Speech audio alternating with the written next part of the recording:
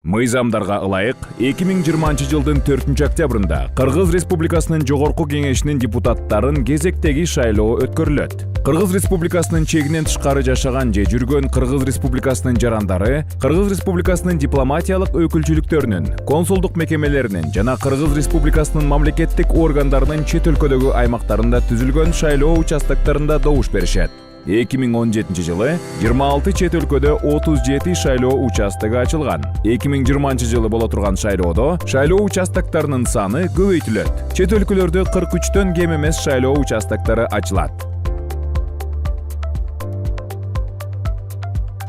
Биометрикалык маалыматтарын тапшырган жана чет өлкөдө консулдук эсепте турган жарандар тиешелүү участоктогу шайлоочулардын тизмесине автоматтык түрдө киргизилет. Кыргыз Республикасынын чет өлкөлөрдөгү мекемелеринде бүтүндөй республика боюнча калкты тейлөө борборлорунда, ошондой эле шайлоо алдындагы мезгилде аэропорттор менен темир жол бекеттеринде биометрикалык каттоодон өтүүгө болот.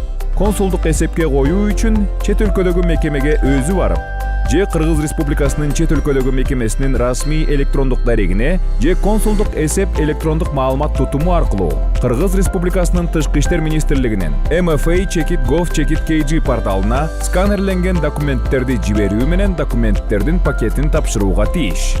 Көңүл буруңуз. Консулдук эсепке коюу шарттары төмөнкүдөй өзгөртүлүп жана жакшыртылган. Азыр консулдук эсепке коюу үчүн болгону Кыргыз Республикасынын жаранынын паспортун, толтурулган анкетаны берүү керек. Эсепке койгондугу үчүн консулдук жыйымдар алынбайт.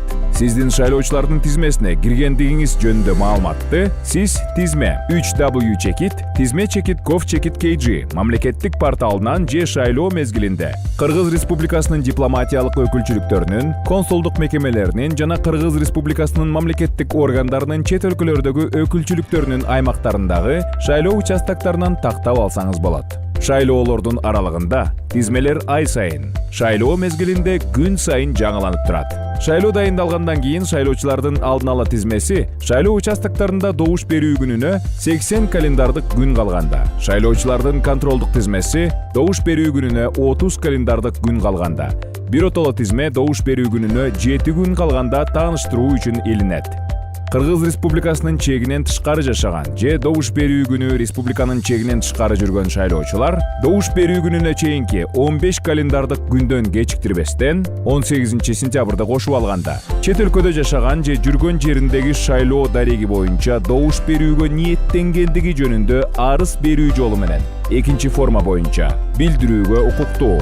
Кыргыз Республикасынын чет өлкөдөгү мекемеси шайлоочунун жүргөн же турган жериндеги шайлоо дареги боюнча добуш берүүнү каалагандыгы тууралуу арызы келип түшкөн учурда шайлоочуну убактылуу консулдук каттоого турган адам катары акысыз негизде каттайт. Мындай каттоо шайлоочунун арызында көрсөтүлгөн мөөнөткө жүргүзүлөт. Ар кандай каталар, так эместиктер байкалган учурда же эгерде сиз шайлоочулардын алдын ала тизмесинен өзүңүздү таппай калсаңыз, сиз ушул эле мөөнөттөрдө 18 сентябрда кошуп алганда номер 1 форма боюнча арыз менен участоктук шайлоо комиссиясына кайрылууңуз керек. 1 жана 2 форма боюнча арыздар төмөнкүдөй берилиши мүмкүн. Шайлоо участогунда мында шайлоочу биометрикалык иденттештирүүдөн өтөт. Же мамлекеттик порталдагы шайлоочунун кабинети сервиси аркылуу электрондук форматта. Мында шайлоочу белгиленген таризде авторлаштыруудан өтөт.